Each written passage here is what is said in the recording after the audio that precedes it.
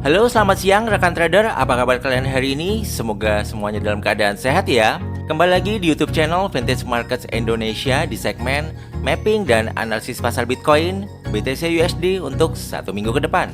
Hari ini adalah hari Senin tanggal 13 Oktober tahun 2025. Nah, sekarang mari kita langsung lihat chart Bitcoin aja ya di broker Vintage Markets. Untuk analisa teknikal, kita menggunakan indikator Bollinger Bands dan Moving Average dengan standar deviasi 1 dan memakai 3 acuan waktu yang berbeda, yaitu acuan harian, mingguan, dan bulanan ya teman-teman. Untuk acuan harian itu yang warnanya hijau dan acuan mingguan itu yang warnanya pink, dan untuk acuan bulanan itu yang warnanya biru ya teman-teman. Nah, sebelum kita masuk ke sesi analisa dan mapping, saya mau review dulu ya mengenai mapping yang kita sudah buat di video tanggal 6 Oktober yang lalu ya. Nah, waktu saya bikin video di hari Senin minggu lalu, kira-kira harga Bitcoin ada di kisaran sini ya teman-teman ya.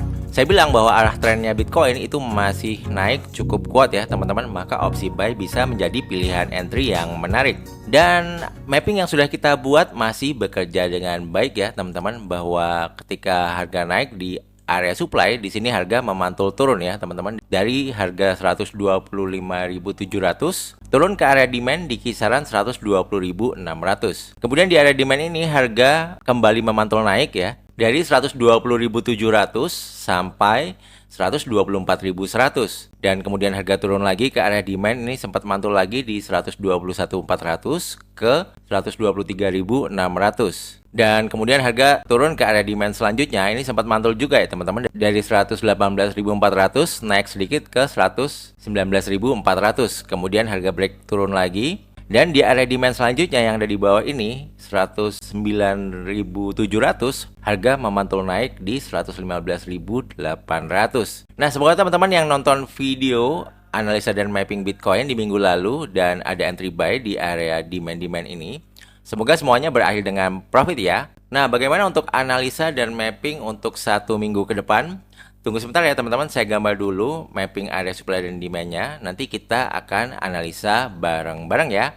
Nah teman-teman, saya udah gambar area mapping supply dan demand-nya ya. Bisa teman-teman lihat di chart ya, untuk area supply terdekat itu ada di kisaran 120.500 sampai 122.500. Dan area supply selanjutnya ada di kisaran 125.000 sampai 126.100. Dan untuk area demand paling dekat ini masih di area demand sebelumnya di 109.700 sampai 108.600 ya teman-teman.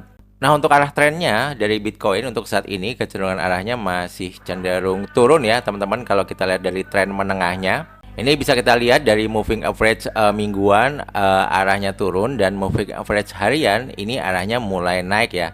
Tapi moving average harian dan mingguan ini belum cross up ya. Jadi arah trennya masih cenderung turun, tapi penurunan harga Bitcoin sudah terjadi pelemahan. Nah, kalau kita lihat dari time frame H4, di sini ada moving average mingguan yang warna pink dan moving average bulanan yang warna biru. Ini belum cross down ya, jadi bisa kita simpulkan arahnya masih agak naik sedikit ya. Jadi ini bisa kita simpulkan bahwa arah tren besarnya di sini belum turun ya, karena ini belum cross down ya. Cuman kita nggak tahu dalam beberapa jam ke depan atau hari ke depan apakah moving average harian ini bisa cross down moving average bulanan, karena ini udah deket banget ya teman-teman. Ataukah apakah harga Bitcoin bisa bermain lagi nanti di atas moving average mingguan dan bulanannya. Nah, sebetulnya kalau kita lihat kondisi pergerakan harga di Bitcoin, kalau kita melihat arah trennya ini masih cenderung turun ya secara overall, maka opsi sell bisa menjadi pilihan yang menarik ya sebetulnya teman-teman.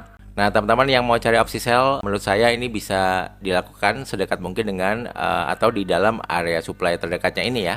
Nah, buat teman-teman yang mau cari entry buy, ini kalau kita lihat di time frame H1 secara structure market ini arahnya sudah mulai naik, maka opsi buy bisa teman-teman cari kalau misalnya nanti harga Bitcoin turun ya sedekat mungkin level resisten ini ya, yang mungkin bisa berubah fungsi menjadi level support ya teman-teman. Atau kalau harga turun lagi, area demand yang ada di bawah ini bisa menjadi pijakan juga ya kalau teman-teman mau cari entry buy.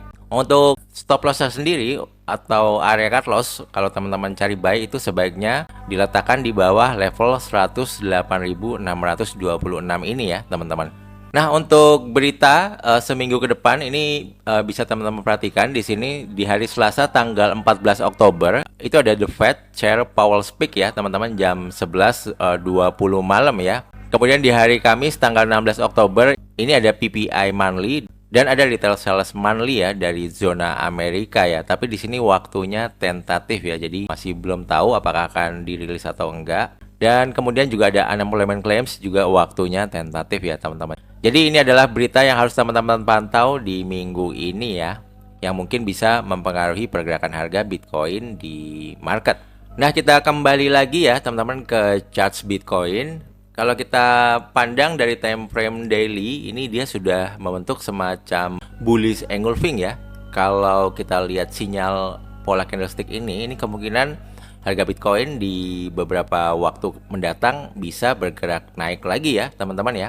Jadi opsi buy juga bisa menjadi pilihan yang menarik ya kalau kita melihat dari pola candle ini. Dan bisa kita lihat juga bahwa memang kemarin ada penurunan yang cukup tajam ya teman-teman, akibat Presiden Amerika Trump yang tweet yang mengenai masalah tarif Cina itu ya teman-teman. Akhirnya pasar panik dan harga turun kencang sekali. Tapi ini close candle-nya juga menurut saya cukup baik ya, karena ini semacam bentuk candle pin bar ya, dimana ini biasanya candle ini juga bisa kita isyaratkan sebagai tanda-tanda pembalikan arah harga ya teman-teman. Apalagi ketika next candle-nya dia muncul candle bullish ya teman-teman, yang mana ini close candle bullish-nya juga di atas dari open candle bearish-nya ini ya, which is ini juga bisa menjadi sinyal yang baik yang bisa teman-teman perhatikan jika teman-teman ingin mencari entry buy ya di Bitcoin.